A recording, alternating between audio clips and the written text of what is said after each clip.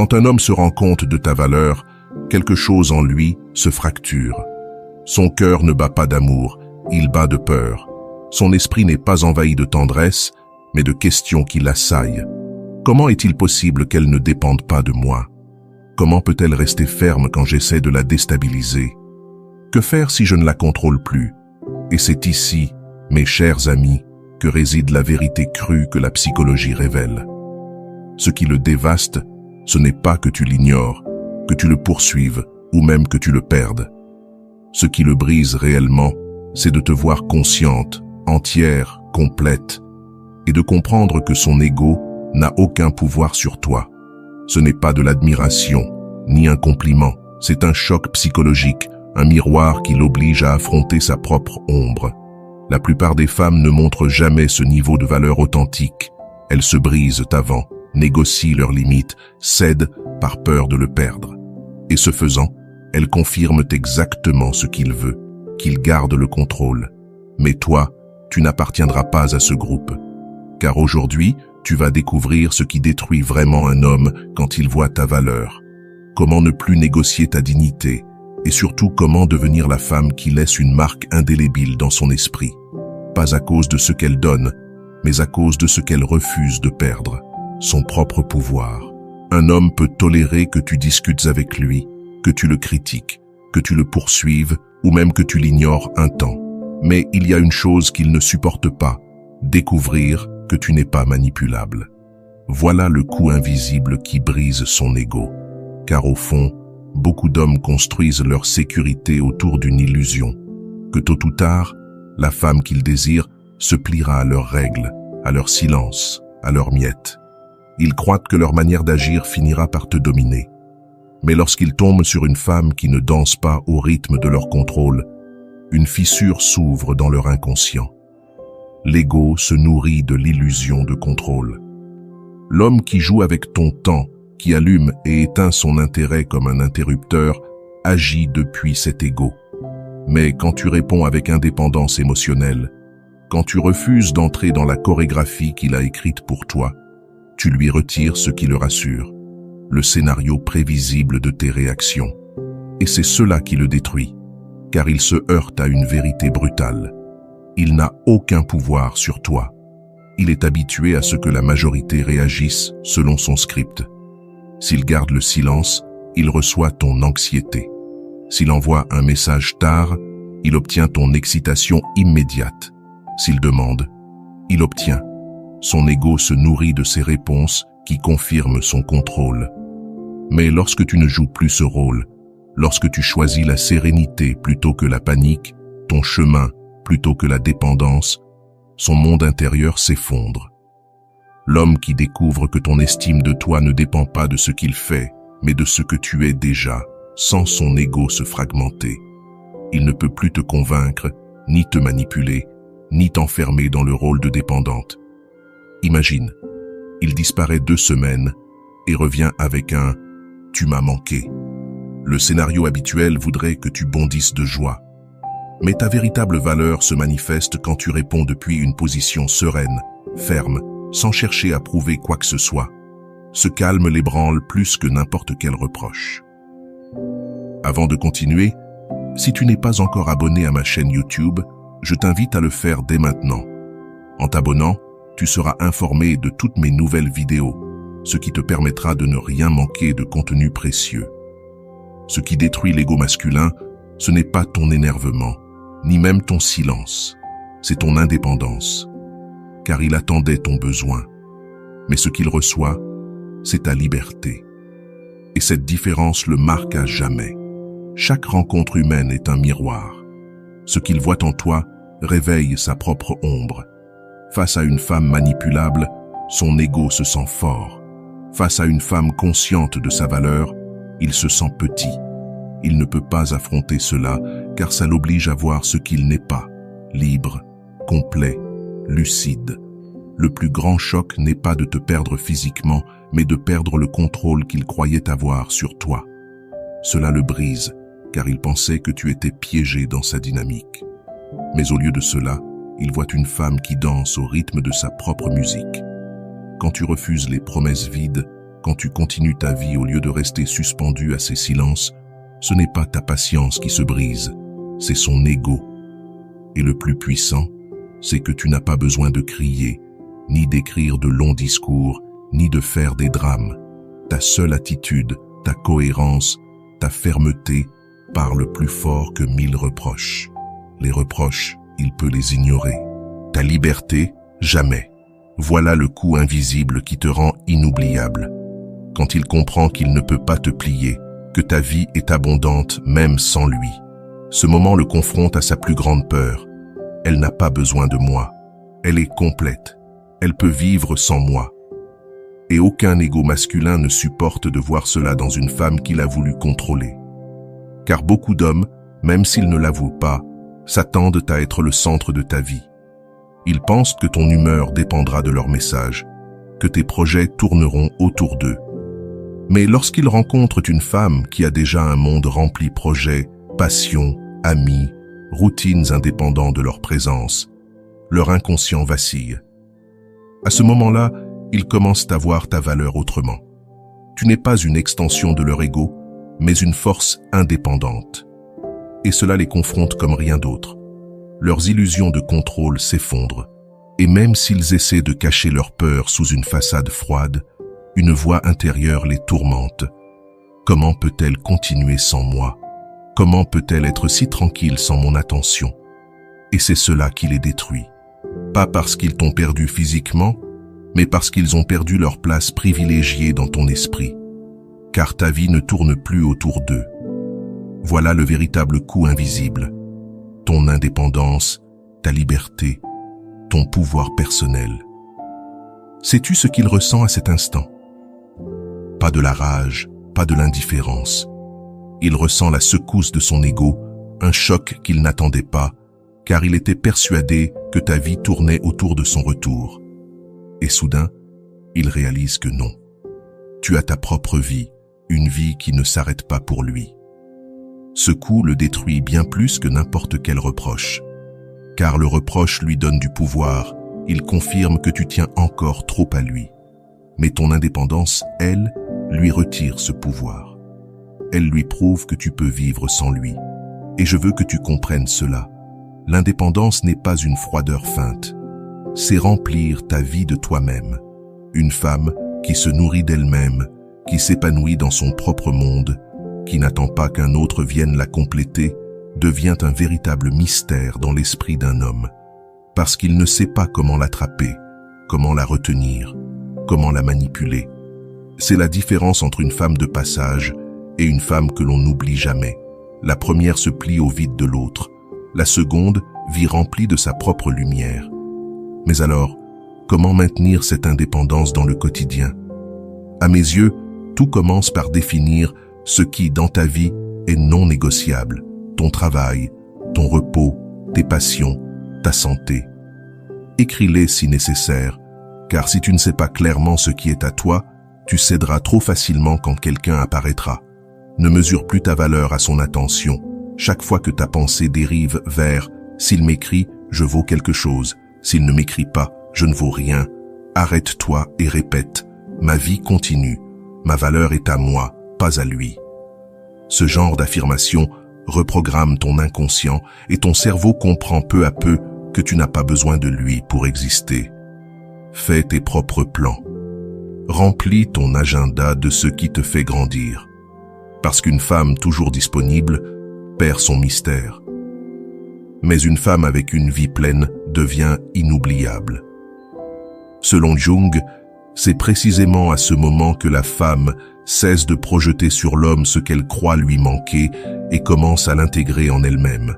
Tu n'attends plus qu'il soit ton centre, car tu es devenu ton propre centre, et ce qui le détruit alors, ce n'est pas ton absence, mais ta plénitude. Voilà ce qui marque vraiment un homme. Parce que n'importe quel homme peut oublier une femme qui le poursuit, mais jamais celle qui, tout en l'aimant, ne cesse de s'élire elle-même en premier. L'ego masculin peut supporter beaucoup de choses, tes larmes, tes reproches, ta patience. Mais il y a une chose qu'il ne supporte pas, quelque chose qui le brise au plus profond, ton non. Un non, tenu fermement, sans retour en arrière. Ce non n'est pas juste une parole, c'est un séisme dans son inconscient. Car là où ton oui confirmait son contrôle, ton non révèle une limite réelle. Et rien ne blesse plus l'ego d'un homme que de découvrir une porte qu'il ne peut pas forcer.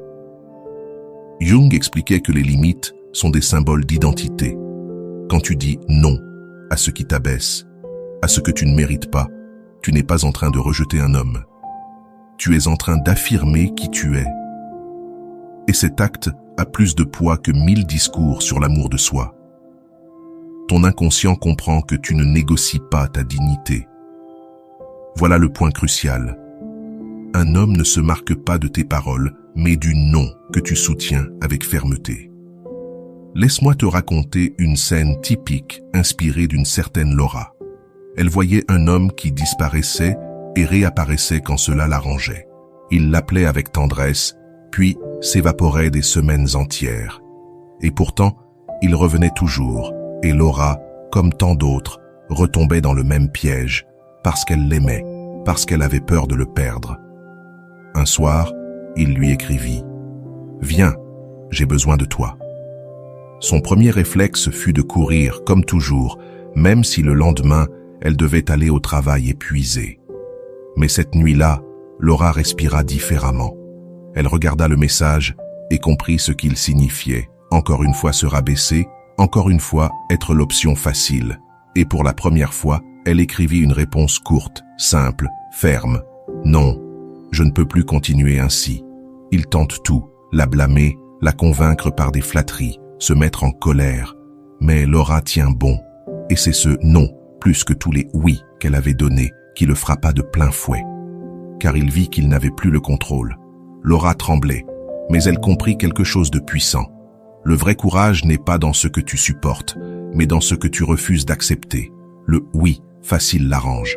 Le reproche le nourrit, car il lui prouve que tu attends encore. Mais ton « non », lui, le confronte à ses limites. Et souviens-toi, ton « non » n'est pas un rejet de lui, mais un acte d'amour envers toi-même. Quand tu dis non à l'irrespect, aux miettes, à l'inconstance, tu dis oui à ta valeur, oui à ta paix, oui à ta dignité. Voilà ce qui le détruit. Trouver une femme qui s'élit avant de l'élire, lui. Alors, comment tenir ton non? C'est là que beaucoup échouent. Elles disent non, mais cèdent face à la pression. Or, l'impact n'est réel que si tu le maintiens. La clé, c'est la brièveté. Tu n'as pas besoin de te justifier. Plus tu expliques, plus tu lui donnes d'espace pour discuter. Un simple « je n'accepte pas cela » suffit. C'est la sérénité. Si tu cries, ça devient une dispute. Si tu le dis calmement, ça devient une vérité indiscutable. Et c'est la cohérence. Ne te contredis pas. Si tu dis que tu ne mérites pas des miettes, mais que tu acceptes la prochaine invitation à moitié, ton inconscient et le sien savent que tu n'es pas solide. Un homme peut oublier tes larmes, ignorer tes discours, s'habituer à tes reproches.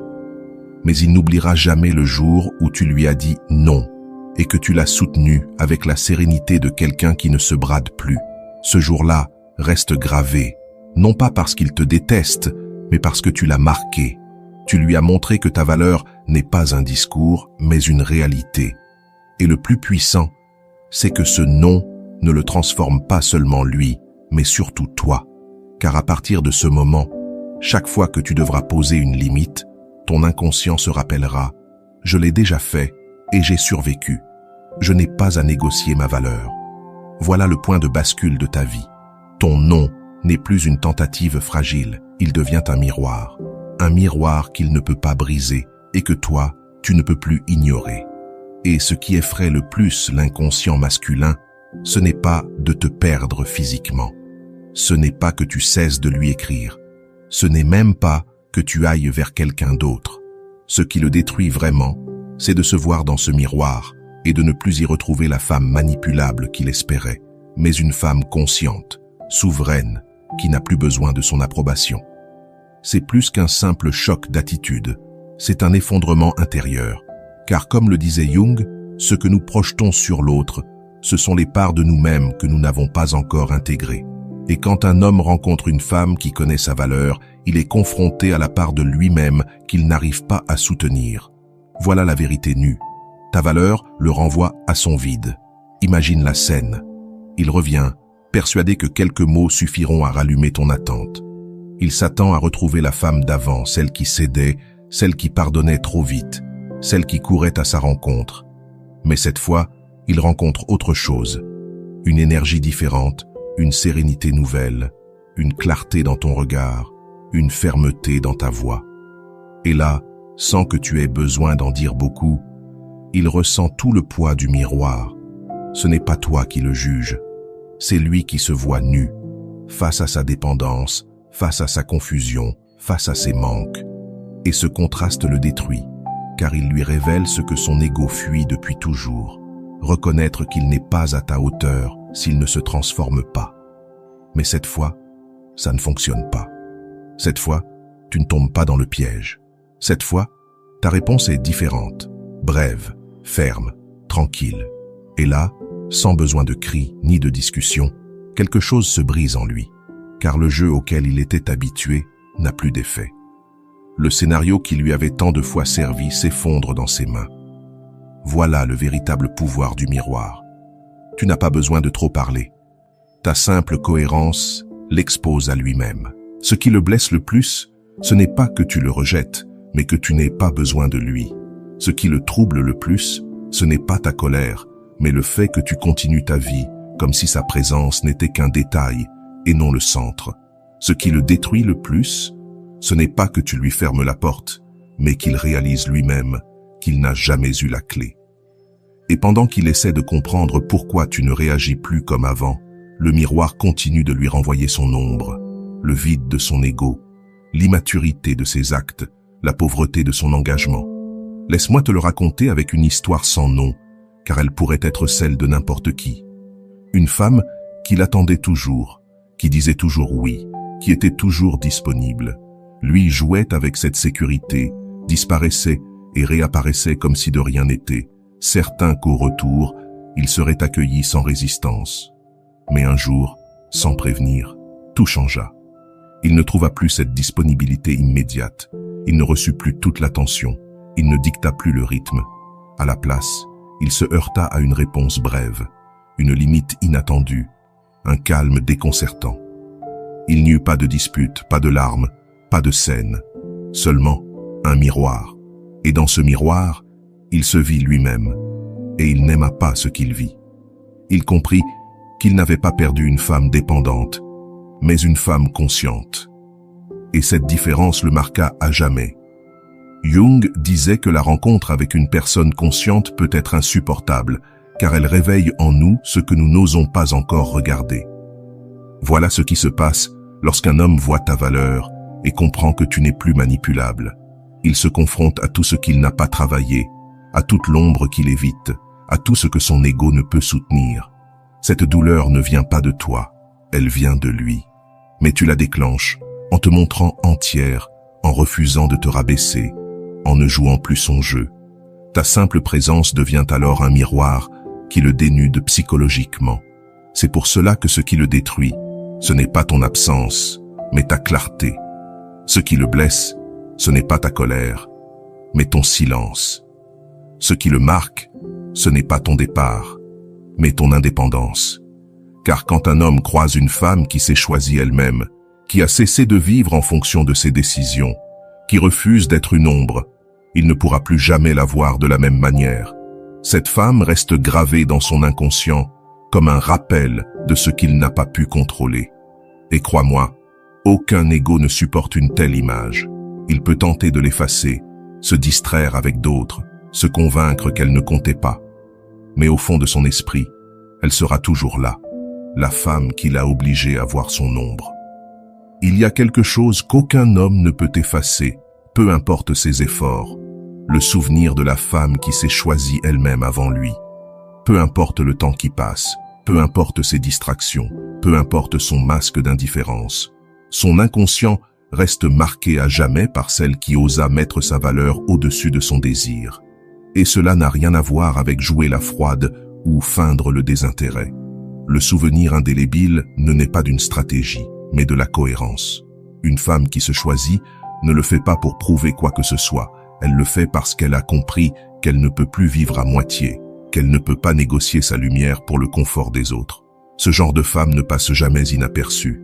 Elle devient un archétype dans l'esprit masculin, car ce que nous vivons intensément ne s'oublie pas, cela s'imprime dans l'inconscient comme un symbole.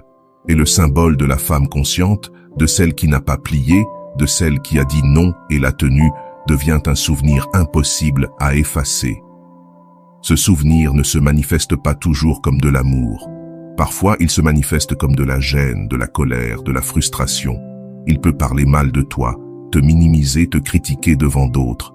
Mais au fond, ce qui l'obsède, ce n'est pas ce que tu as fait, c'est ce que tu as représenté.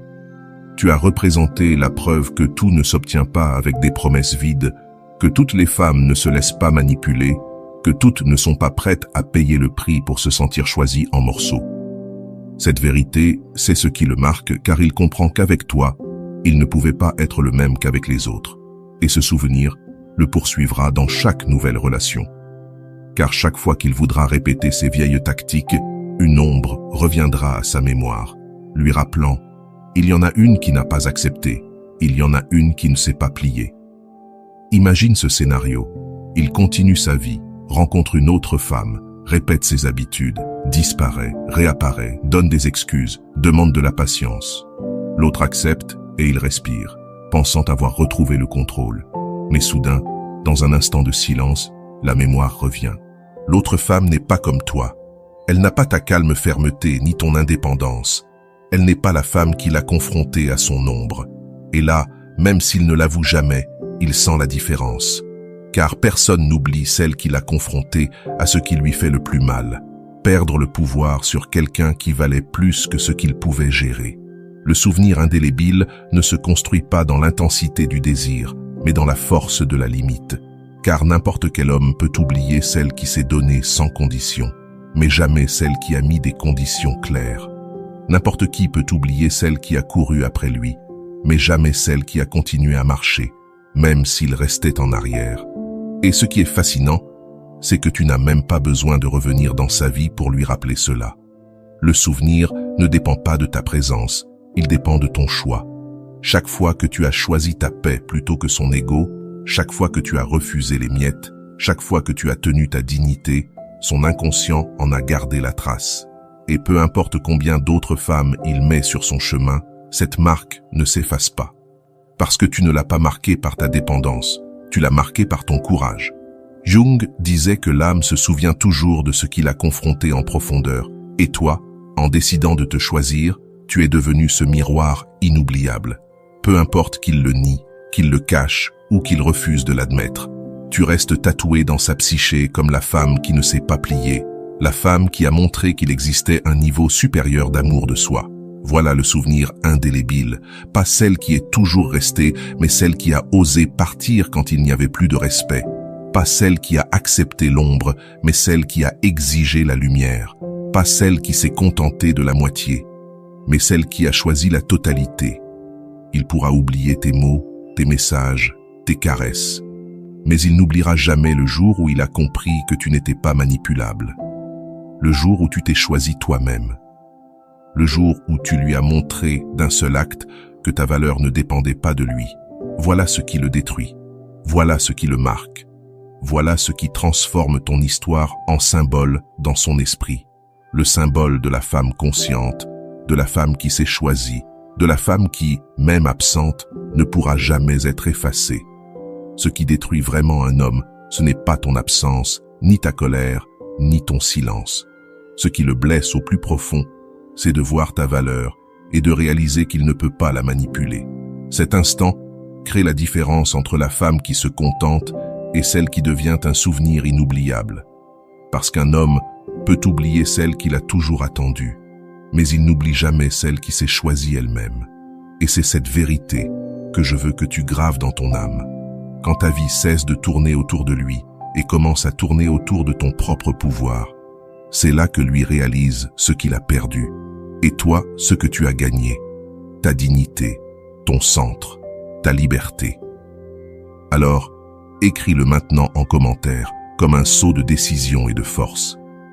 Ma valeur n'est pas négociable. C'est la phrase qui marque un avant et un après. c'est la déclaration qui t'élève à un niveau où personne ne pourra plus jamais te rabaisser. Et si ce message a résonné en toi, je t'invite à continuer ce chemin d'auto-découverte et de force intérieure avec nous.